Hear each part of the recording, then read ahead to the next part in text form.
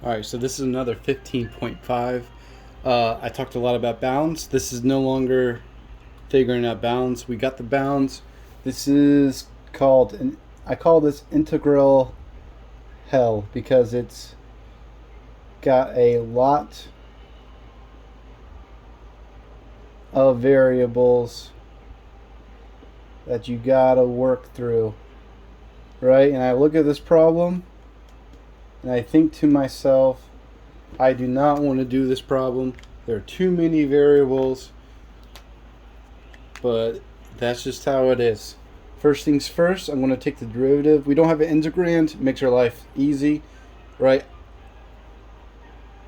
I'm just going to put this, I'm going to skip this. I don't care about that, right? We know this is what the result's going to be if you do all like the steps or whatever. Just forget that. All right, dy. You get your dy add a constant, right? Whenever I see a constant, first thing I do is write the exponent and then I divide, right? 1/2 dy. So you get your derivative, bounds, derivative, bounds.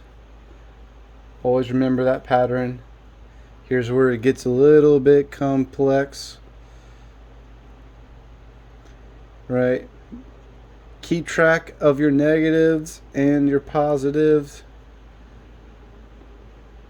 I see where that's where I make most of my mistakes. It's just in the keeping track of the signs. Also, I don't like to write a square here. I like to fully write out polynomials like this. For some reason, if I write a square there, my brain is going to take shortcuts and then I'm going to end up missing something, right? Here, let me try to back this up a little bit. All right, keep cracking at it.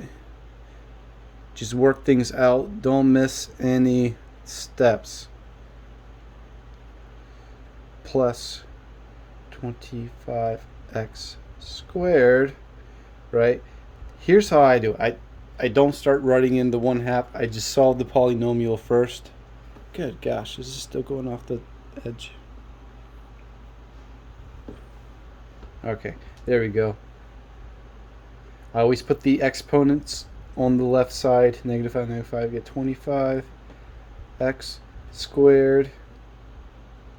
And then you get the -50x.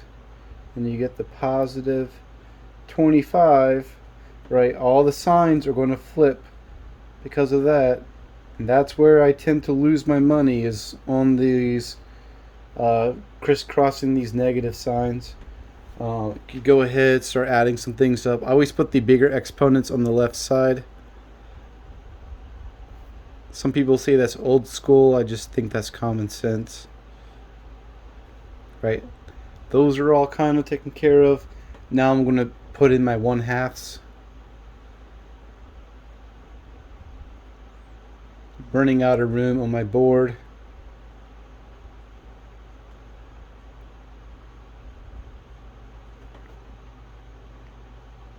All right, and then here, let's make some space. I'm legitimately running out of space.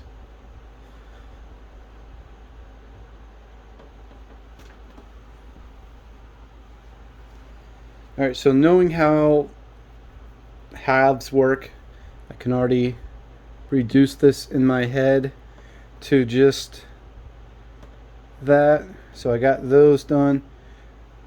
I always put an underline when I'm done adding them together because it helps me keep track. 25 and 50. So that's -25x. Put my underline. Oh, that's supposed to be a 25. How dare me. And then knowing how halves work, right, I can just put in my head that is that. So you get your solved it. Now you're taking a derivative. I didn't take the derivative yet. So that's done. Dx. Let's make some space.